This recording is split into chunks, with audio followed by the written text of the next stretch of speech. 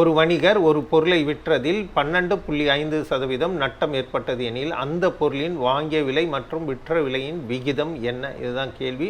அவர் வந்து 100 ரூபாய்க்கு வாங்குறாருன்னா அப்போ 100 ரூபாய் இது வாங்கிய விலை, அப்போது 12% நஷ்டம்னா 87 ரூபா 50 காசுக்கு அவர் விற்றுருப்பார், ரைட்டுங்களா? இதுதான் விகிதம்.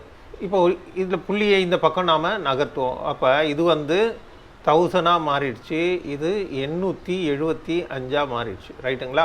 இப்போ இந்த ஜீரோக்கு வேல்யூ இல்லைனால நம்ம எடுத்துடுறோம், இந்த இடத்துல புள்ளி வந்துடும். அப்போ அகெயின் இதை வந்து நாம் சுருக்கணும்னா இதில் ரெண்டுத்துலேயும் 125 வந்து காமனாக இருக்குது. அப்போது இதில் பார்த்தீங்கன்னா 125 8 125 1000 7 125 875 அவ்வளோதான். இதனுடைய லோயஸ்ட் ஃபார்மில் தான் எப்போவுமே விகிதம் இருக்கணும். அதனால் 8:7 வரைக்கும் நம்ம எடுத்துகிட்டு வந்துட்டோம். இதுக்கு மேலே இதை சுருக்க முடியாது. So 8:7 is the answer.